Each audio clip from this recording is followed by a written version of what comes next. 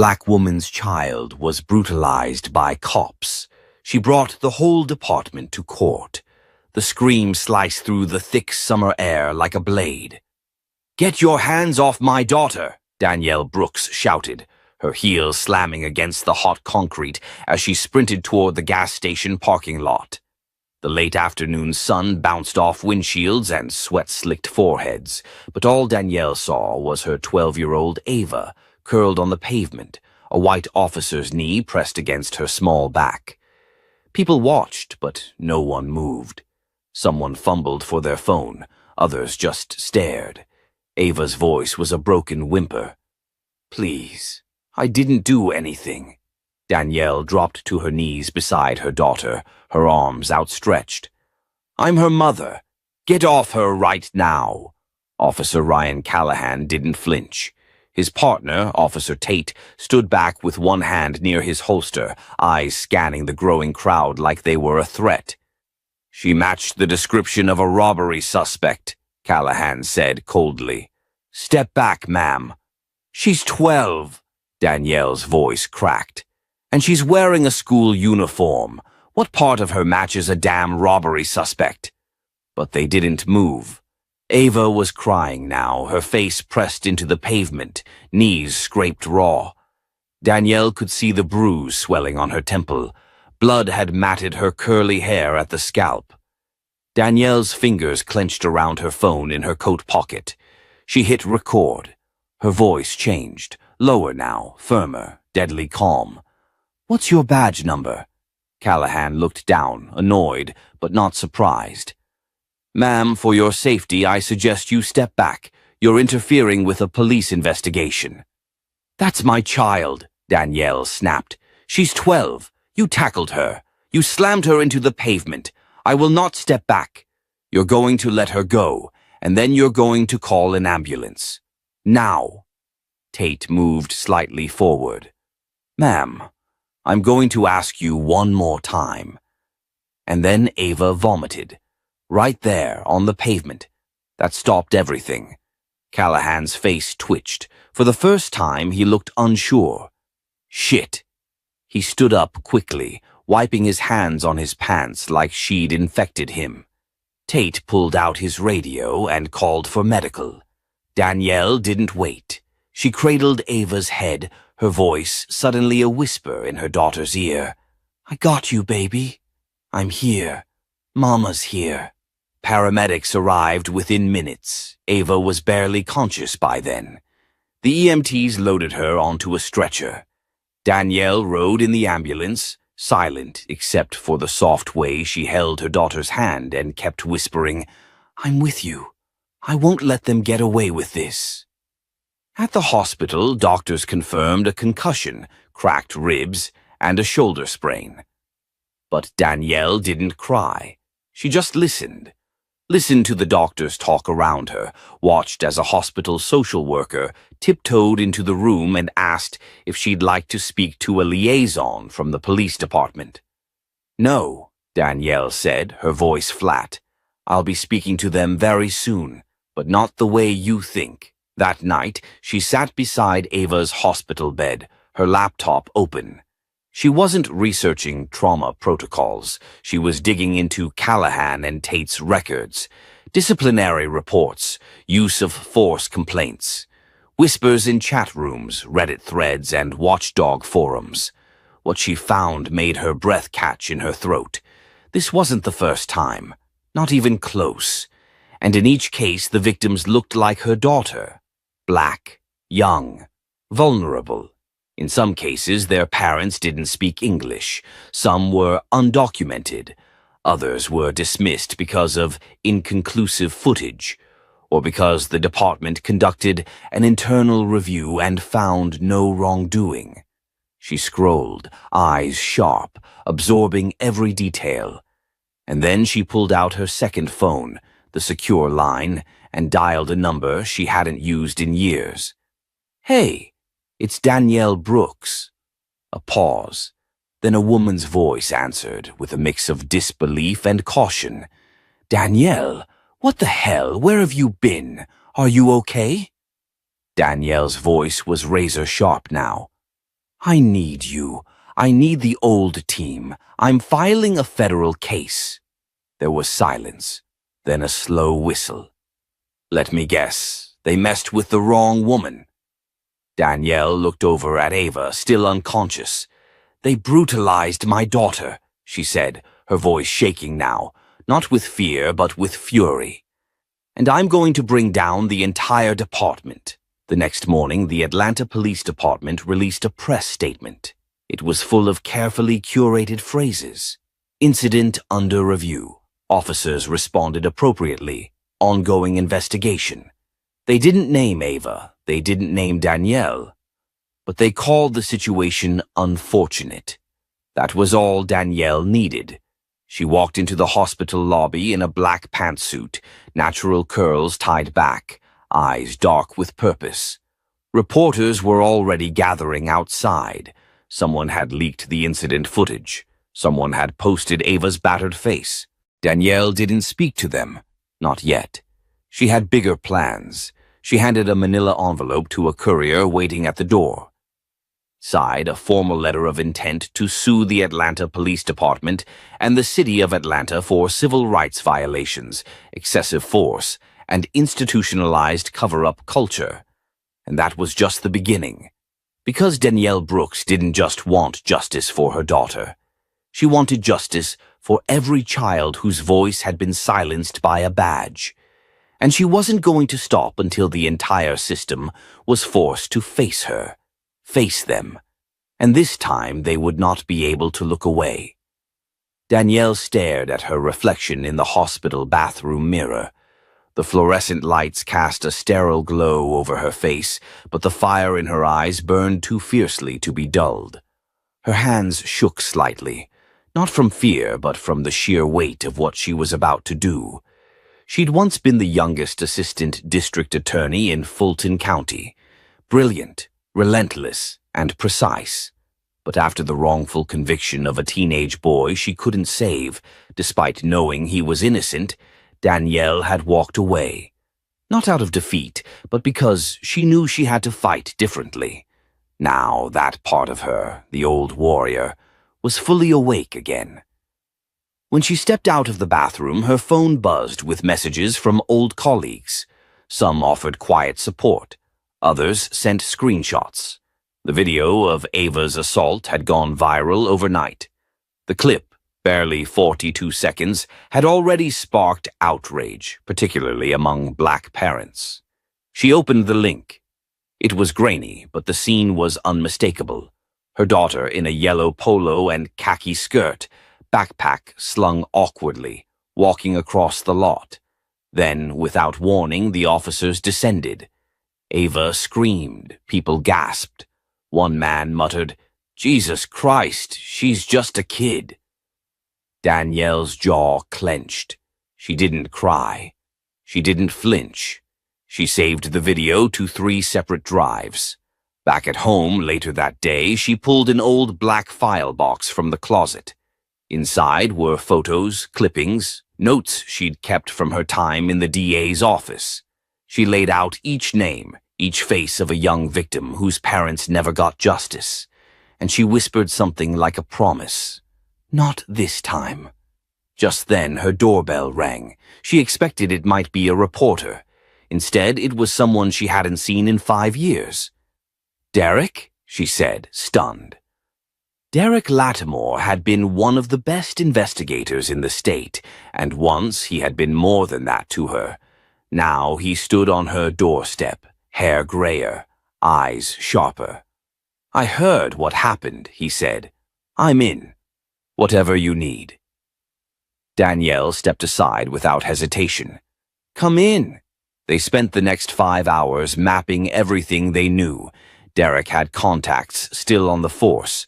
He confirmed what Danielle feared. Officer Callahan had been protected for years. Internal Affairs had quietly closed multiple complaints. Most were labeled inconclusive. "They'll bury this," Derek said. "They've done it before." "Not with me involved," Danielle replied. She picked up a photo of Ava, smiling, gap-toothed, in her school band uniform. "They messed with the wrong kid." Danielle began drafting the lawsuit that night, but she wasn't just aiming for a payout. She wanted exposure. She wanted the deposition room, the trial, the media frenzy. She wanted sunlight. That's when the first threat arrived. An anonymous email, no name, no signature, just a subject line. Think twice. Danielle read it aloud to Derek. You come after us. We come after you. He looked up from his laptop.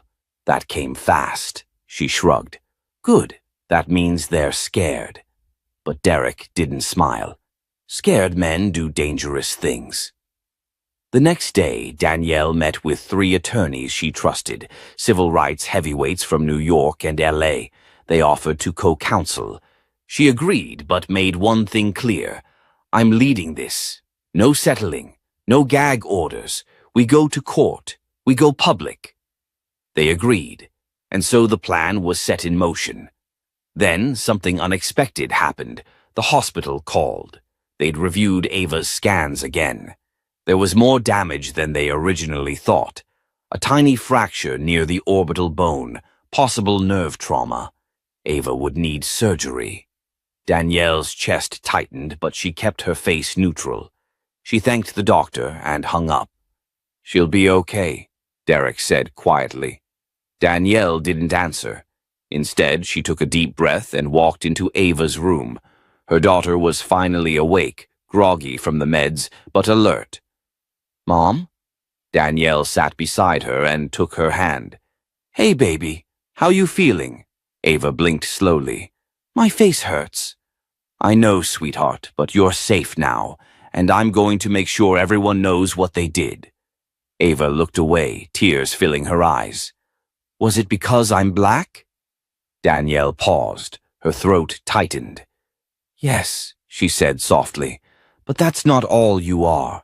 You're strong, you're brilliant, and you're going to be okay. Ava didn't say anything, but her tiny fingers squeezed her mother's hand. That night, Danielle held her daughter until she fell asleep.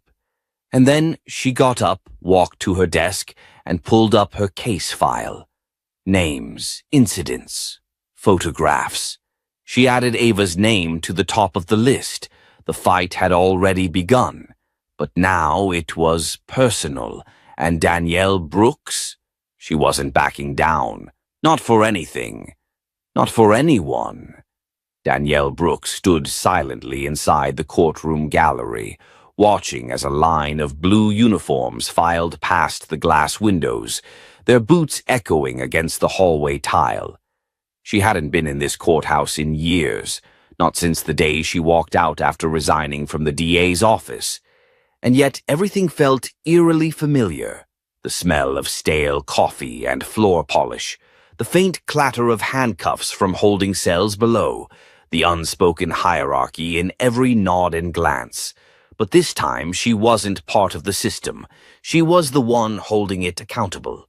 Across the street, inside a modest conference room, Danielle's legal team sat huddled around a thick binder. Derek Lattimore leaned over the deposition transcripts with a furrowed brow. They're already stonewalling, he muttered. Internal Affairs claims they never received a complaint about Ava's arrest. They're lying, said Marissa Chen, a civil rights attorney from San Francisco. I found 3 filed reports that mysteriously disappeared after Officer Callahan was promoted. Danielle walked in at that moment, her heels sharp against the linoleum. She dropped a folder on the table. I found a 4th, she said, from a teacher at another middle school. Same officer, same behavior. They threatened her job to keep quiet. Derek exhaled slowly. We're cracking through. Marissa raised an eyebrow. But the department's still stone-cold silent. You really think they'll cave before trial? Danielle looked at her. They won't have a choice. That afternoon, Danielle drove back to the hospital to be with Ava. Her daughter's eye was swollen, her cheek still purpled with bruises. But she smiled weakly when her mom walked in. Hey, warrior, Danielle whispered, brushing her hand across Ava's curls.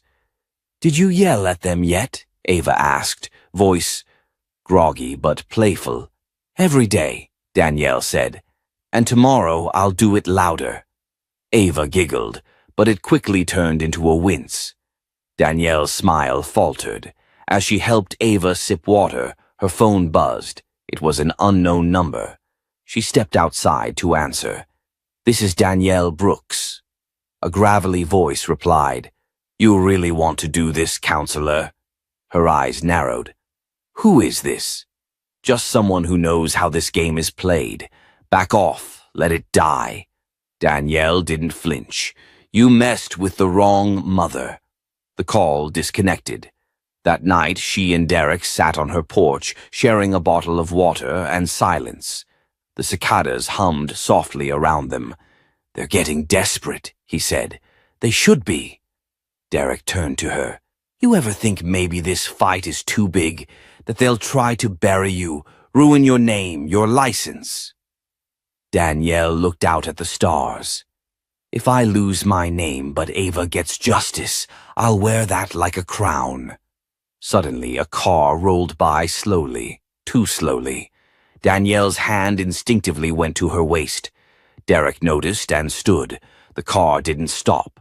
It disappeared into the night. They both knew the message was clear. By morning, social media had exploded. Someone leaked the footage of Ava's arrest to a national journalist. CNN picked it up.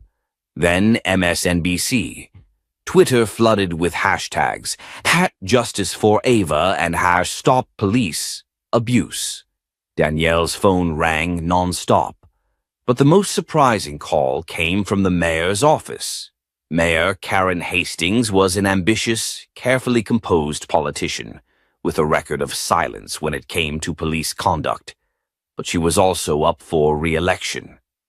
Danielle took the call in her kitchen, surrounded by legal pads and coffee mugs. "Ms. Brooks," the mayor said, "this situation has evolved. I want to extend my deepest concern for your daughter." "Thank you, Mayor," Danielle replied coolly, "but I'm not looking for sympathy. I'm looking for accountability." "I understand. We'd like to open an independent review," Danielle chuckled softly. "You had 2 weeks to do that. Now I'm opening court." Mayor Hastings hesitated. "Danielle, I don't think you understand what you're about to unleash." "Oh, I understand perfectly," Danielle Yair said, "and for the first time in years, so will the city." Later that day, while reviewing records in her home office, Danielle stumbled on something that made her sit up straight. A document buried deep in personnel files. Officer Callahan had a sealed disciplinary case from his early days on the force. She called Marissa. "We need a subpoena. Now." "That's sealed," Marissa warned Ed. "We'd need cause." "We have cause, and motive, and pattern." It was a long shot, but Danielle had won on thinner odds before. That night, she and Derek went over strategy in the living room. "If we open that file," Derek said, "we might find something explosive, or we might hit a wall." Danielle's voice was firm. "We're not knocking. We're tearing the wall down." He looked at her, admiration mixing with worry. "You haven't changed a bit," she smiled. "Neither have they, and that's exactly why I'm going to win." A knock came at the door. Danielle froze. It was Ava's doctor. "I just wanted to stop by," he said, holding an envelope. This came through hospital security, addressed to you." Danielle took it slowly. Inside was a photo, her and Ava, taken from a distance. The message scribbled on the back read, "Back down or she won't be the last." Her grip tightened. She looked at the doctor. "Did you see who delivered this?" He shook his head. "No return, just dropped off." Danielle stared out the window into the dark. They were scared, good, because for the first time in her life, she wasn't. The courtroom was buzzing before the doors even opened. Outside, cameras flashed and protesters lined the steps with signs reading "Justice for Ava" and "Accountability Now." Inside, the gallery was packed with journalists, legal aides, and everyday citizens who had seen the video and could no longer look away. Danielle Brooks stepped into the courtroom in a tailored black suit, her curls pulled back, her jaw set. Every step echoed like a declaration. She wasn't just a mother now. She was a storm. At the defense table sat Officer Patrick Callahan, flanked by a smug defense attorney and two uniformed colleagues. His face was blank, but his eyes followed Danielle like he was watching a ticking bomb. Judge Meredith Vaughn, known for her stern demeanor, entered without looking up. "Court is now in session," she said. "Brooks v. City of Atlanta Police Department." Danielle didn't flinch at the sound of her own name. She stood as the lead counsel and the plaintiff, unorthodox but symbolic. Her team, Marissa and Derek, sat beside her, flipping through folders and motions. But this part Danielle had to do herself. "We're ready, Your Honor," she said clearly. The first twist of the day came faster than anyone expected. The defense filed a motion to suppress the newly subpoenaed personnel file Danielle had discovered. They claimed the file was irrelevant, prejudicial, and, according to their version, sealed due to clerical error, not disciplinary action. Danielle rose. "Your Honor, the city claims the file is irrelevant, yet it contains a prior complaint against Officer Callahan by another student from 6 years ago, a student who ended up hospitalized. That's not clerical. That's criminal." Judge Vaughn leaned forward. "Do you have proof of the connection?" Danielle held up a signed affidavit from the retired school nurse who treated the boy. "We do now." The judge took the folder from the bailiff, flipped through it in silence, then nodded. "Motion denied. The file stays." A murmur rippled through the gallery. Callahan's attorney stiffened. Outside the courtroom, a reporter caught the reaction and tweeted it. The hashtag #CallahanCoverUp began trending within the hour. Back in the courtroom, the trial moved forward. Danielle called her first witness, Miss Jefferson, Ava's middle school science teacher. Miss Jefferson stepped forward with trembling hands, but steady words. Ava was quiet, smart. She never caused trouble. That day she didn't do anything wrong, but Officer Callahan was already on edge. He accused her of resisting, but I didn't see any resistance. I saw fear. The defense tried to shake her, asking why she didn't intervene more directly. Ms. Jefferson's eyes filled with tears. "Because I was afraid too." Danielle didn't press further. That one sentence was more powerful than any cross-examination. Then came the second surprise. As Marissa reviewed other school security footage from the previous year, she stumbled upon something unexpected. Another student in a different school being slammed against a locker. The officer's nameplate was obscured, but the posture, the build, it was Callahan. They tracked the student down. His name was Jamal Rivers. Now sin quiet, built like a linebacker, but when he spoke to Danielle, his voice cracked. "He told me if I told anyone, I'd end up like my cousin, locked up or worse." Danielle looked at him. "Are you ready to speak up?" He hesitated, then nodded. "Yeah, I'm done being scared." When Jamal testified 2 days later, the courtroom was silent. Danielle asked softly, "Why didn't you report this before?" "Because they make sure kids like me disappear," he said. "I figured if nobody believed Ava, nobody would believe me either." Danielle turned to the jury. "But you believe him now, don't you?" The defense tried to discredit Jamal, bringing up his juvenile record, 2 detentions for skipping class and 1 for shoplifting. Danielle objected. "This isn't about character assassination. This is about patterns of abuse." Judge Vaughn agreed. "Keep the questioning relevant, counselor." Later that night, Derek and Danielle walked out of the courthouse into a wall of cameras. One reporter shouted, "Danielle, do you think the department will settle?" She paused. "I don't want a settlement. I want a reckoning." Back at her home, Ava sat curled on the couch, watching her mom on the evening news. "You look like a superhero," she whispered. Danielle crouched beside her. "Superheroes don't win alone. You're the reason I'm still standing." Ava smiled, her swelling reduced but still visible. "Then I guess we're both superheroes."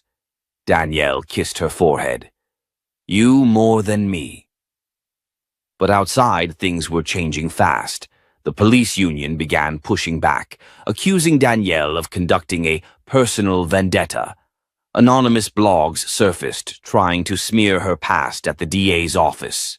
Rumors flew that Judge Vaughn was being pressured to recuse herself. And then came the real twist. Danielle received an unmarked envelope containing surveillance photos, not of her, but of Ava. Recent ones. Ava at school, Ava at the grocery store. A note inside read, "Back off. This is your last warning." Danielle's hands trembled. She clutched the photos, staring at her daughter's innocent face. She picked up her phone and called a number she hadn't dialed in years. "Detective Leone speaking. It's Danielle Brooks. I need protection, and I need eyes on whoever's following my child." A beat of silence. "Understood. I'm on my way." The battle had moved off the courtroom floor, but Danielle wasn't backing down. She was just getting started. The morning after the envelope arrived, Danielle Brooks didn't take Ava to school. She packed a bag, made a few quiet calls, and by 9 a.m., she and Ava were checked into a secure safe house just outside Atlanta, a location provided by Detective Leone and monitored around the clock. Ava asked questions, of course, but Danielle offered only a gentle smile and said, "It's just until the trial's over, just a precaution." But inside, Danielle was seething. She knew what that message meant. It was the oldest tactic in the book: scare the witness by targeting their loved ones. They wanted her to back down, to take a settlement, to make it all quietly disappear. But threatening her daughter, that was a mistake they wouldn't recover from. In the courthouse, things were shifting fast. Word of the threat got to the judge, and while no names were mentioned, the mood was tense. More media outlets had latched onto the story. Protesters outside the courthouse now carried signs that read, "Protect Black Children," and "Silence is Violence." Support grew online, and so did the attacks. News anchors debated whether Danielle was grandstanding for political gain. But she wasn't watching the coverage. She was preparing to expose everything. That day, Danielle called to the stand, someone the defense never expected: Detective James Kilpatrick. A 26-year veteran of the Atlanta PD, Kilpatrick was now retired, and he entered the courtroom slowly, leaning on a cane, his face lined and tired. Danielle nodded respectfully. "Detective Kilpatrick, thank you for joining us." He gave a small smile. "Didn't come here for thanks. I came because it's time someone did the right thing." Gasps echoed through the room. She walked him through his history, commendations, leadership positions, and then paused. "Detective, during your tenure, did you ever witness Officer Callahan engage in misconduct?" Kilpatrick looked directly at the jury. "More than once." The courtroom broke into whispers. Danielle raised her hand. "Let the record reflect this is sworn testimony, under oath." Kilpatrick nodded. "I warned Internal Affairs 3 times. Each time I was told to stand down, told it would hurt morale, told Callahan had friends higher up. And what happened after that? I was reassigned, put on desk duty, then pushed to retire early." Danielle let the silence speak for itself. The defense scrambled, arguing his testimony was irrelevant. But Judge Vaughn shut it down. The jury will hear every word. After court, Danielle and her team gathered in a war room, whiteboards, timelines, and folders stacked high. Marissa pointed to a document on the screen. "This is it. We've been circling this for weeks. Look, Callahan's brother-in-law is Deputy Chief Wallace." Danielle leaned in. Wallace. It made sense now. The internal cover-ups, the sealed reports, the shifting patrol assignments every time Callahan stepped out of line. "Get me everything on Wallace's involvement," Danielle said. "If there's a trail, we follow it." Derek frowned. "If we go after the deputy chief, they'll come at us harder." Danielle didn't hesitate. "Then let them." But there was more. Later that night, while Ava slept, Danielle reviewed one last file that Detective Leone had slid her earlier. It was slim, only 3 pages. But it changed everything. It was a memo, dated 6 months prior, about a grant funding application from the Atlanta PD. In it, they listed their excellent disciplinary record and 0 active civil rights investigations. The signature at the bottom? Deputy Chief Wallace. If Danielle could prove the department falsified that report while knowingly shielding Callahan, it wouldn't just be a civil case anymore. It would be federal. The next morning, she called in a favor from an old contact at the U.S. Attorney's Office.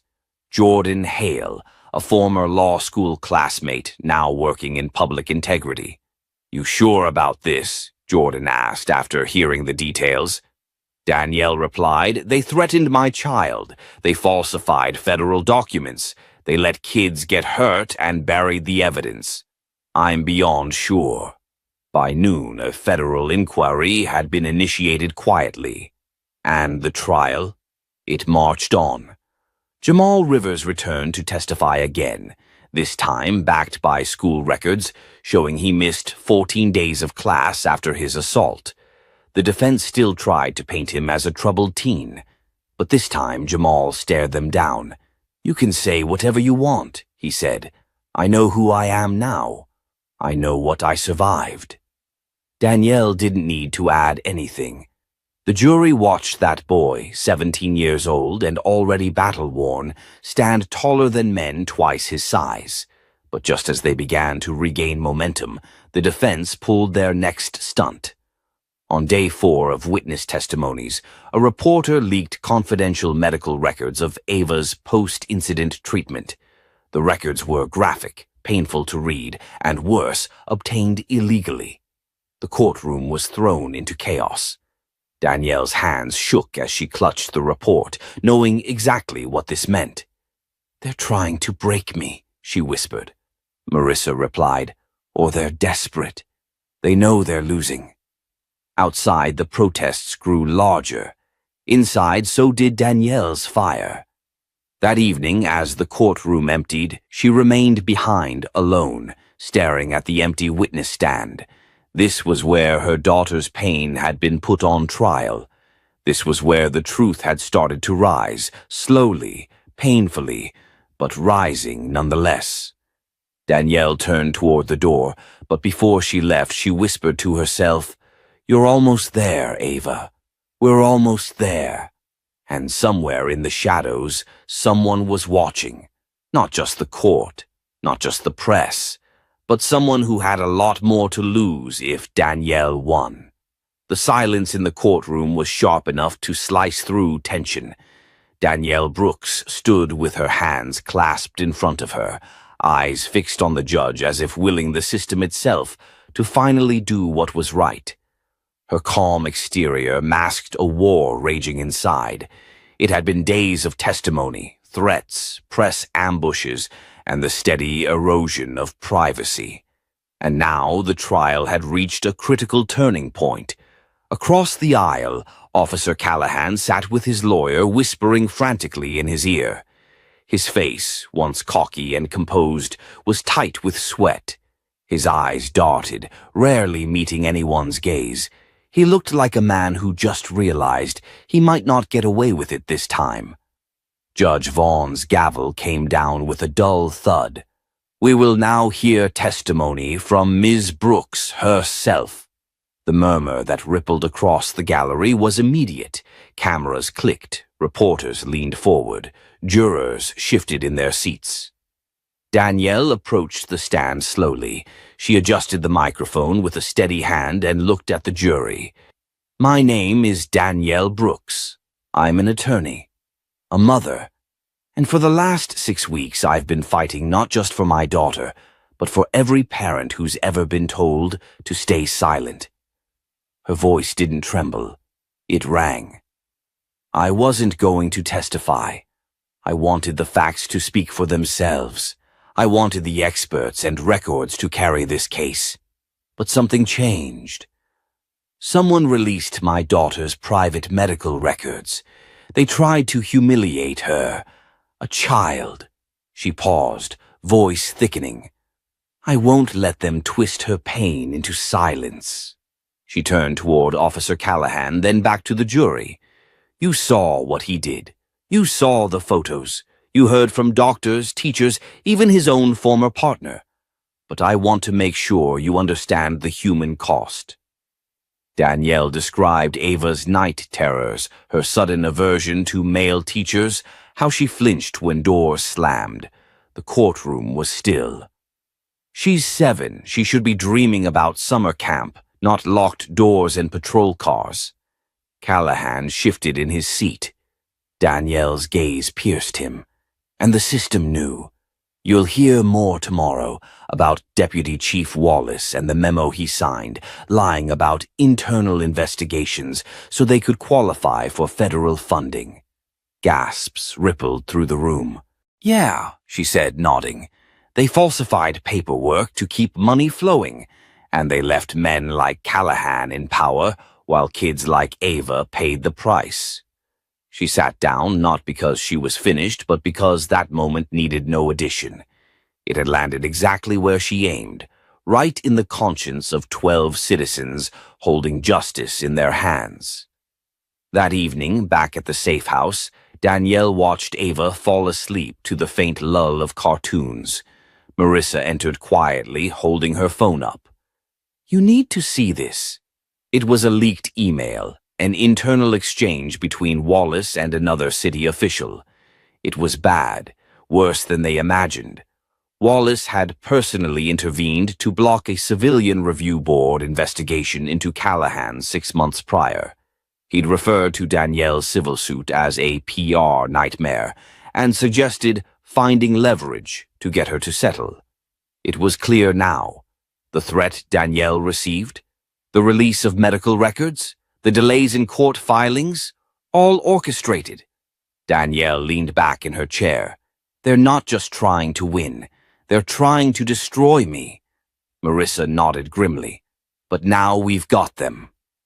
The next morning, the courtroom buzzed with new energy. Danielle handed the email thread to the court clerk and requested it be entered into evidence. Judge Vaughn squinted as he read it. His face stiffened. "Counselor," he said, voice taut, "this email implies deliberate obstruction of justice at the highest levels." "Yes, Your Honor." He turned to the defense table. "I want Deputy Chief Wallace in this courtroom, immediately." The defense lawyer paled. Danielle wasn't done. "Your Honor," she added, "we've also reached out to the Department of Justice. They are reviewing the use of federal grant money in connection to these falsified documents." Suddenly, this wasn't just a civil rights trial. It was federal. Callahan's lawyer requested a recess. The judge refused. In the hallway, reporters shouted questions. Danielle kept walking, Ava's picture tucked in her wallet, close to her heart. Inside the DA's office, the pressure mounted. Assistant DA Henry Long, who'd been silent up to this point, finally stepped into the light. He approached Danielle quietly as court recessed for lunch. "Just between us," he said, "I didn't know how deep this went. We've opened a parallel investigation. I can't speak officially, but if your team can keep pushing, there may be indictments." Danielle studied him. "You ready to take down your own department?" Henry looked over his shoulder toward the courtroom. "Justice first, loyalty second." That night, news broke. Deputy Chief Wallace had been placed on administrative leave pending investigation. His office had been raided. The mayor's office released a statement pledging zero tolerance for corruption and abuse. Ava didn't know it yet, but her pain had cracked a wall wider than anyone expected.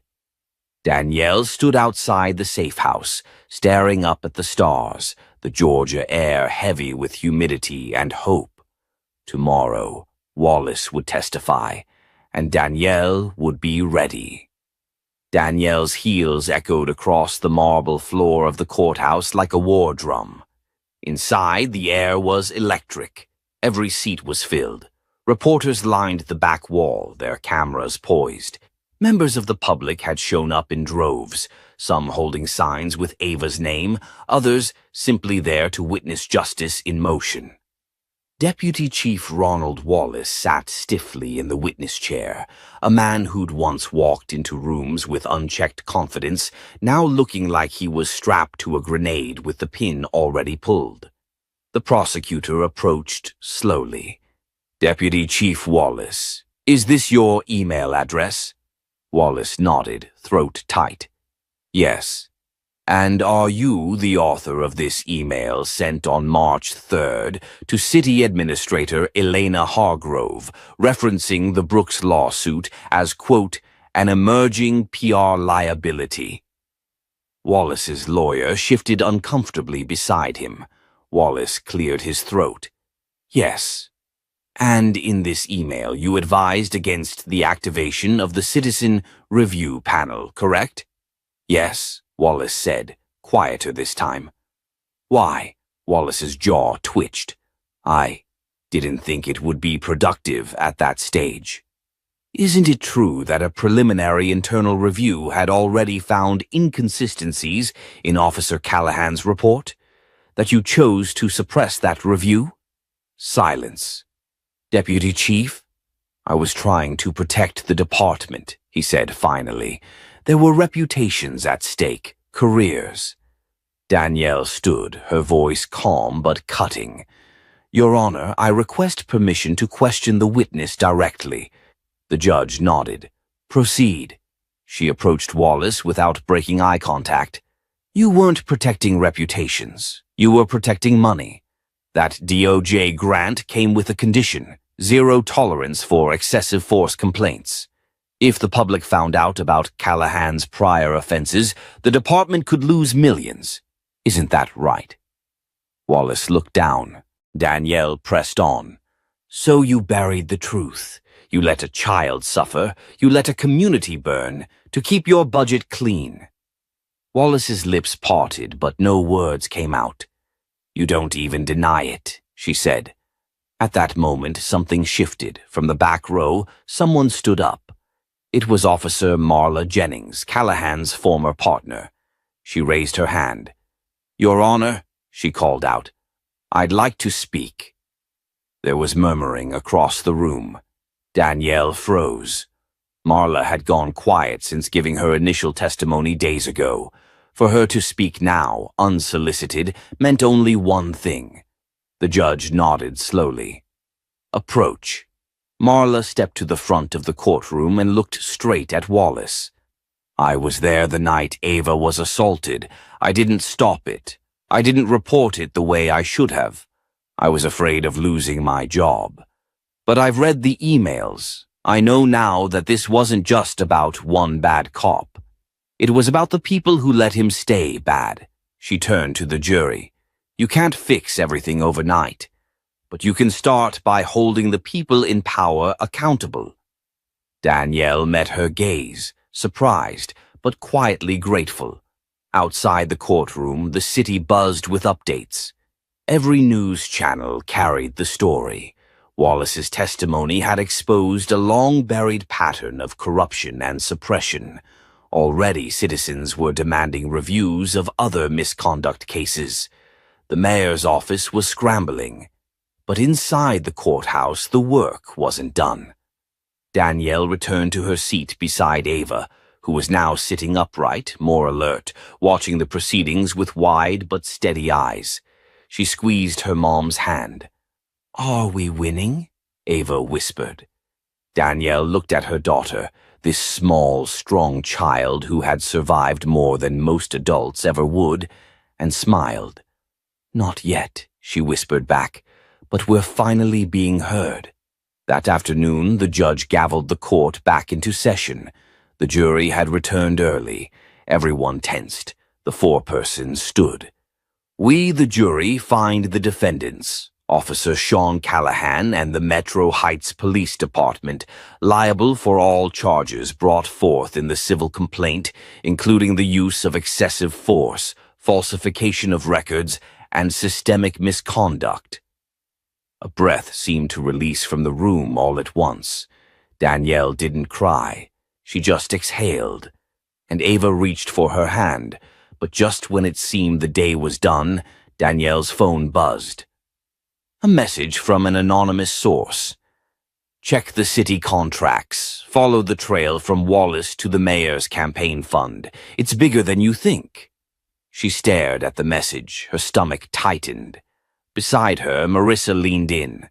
"What is it?" Danielle turned the phone to show her. "It's not over," she said, "not even close." The camera lights flashed again. Reporters clamored. The gallery buzzed with voices. But Danielle stood still. She knew the courtroom win was just a battle. The war had just begun. The press conference room at City Hall was packed wall to wall. Microphones crowded the podium like a swarm of bees. Reporters jostled for position while television crews adjusted their cameras.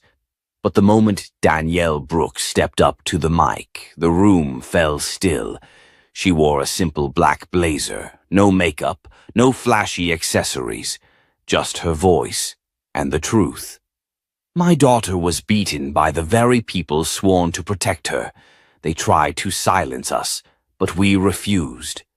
Behind her, Ava stood proudly, one hand resting in her mother's. She still carried visible scars, but there was light back in her eyes now. And beside her stood Marissa Chen, Ava's pediatrician, and now Danielle's closest ally, and Marla Jennings, the officer who broke the silence when it mattered most. "The court heard us," Danielle continued, her voice unwavering. "They found Officer Sean Callahan and the Metro Heights Police Department liable. But this is not the end. This is the beginning." The crowd erupted in applause, not from the press but from the citizens gathered in the back. People from Ava's school, members of the local church, activists, parents, young students who had followed the case day by day like a lifeline. And yet, across the city, in the mayor's office, something darker unfolded. Mayor Gregory Langston stood in front of his flat-screen TV, jaw clenched as he watched Danielle's words echo across the nation. On his desk, a manila folder lay open. Inside were checks, contracts, emails. The connection between the police department's discretionary fund and his re-election campaign. Someone had leaked them. The same anonymous source that tipped Danielle all off at the end of the trial had provided damning evidence. The corruption wasn't just inside the department. It went all the way up to City Hall. Langston reached for the phone.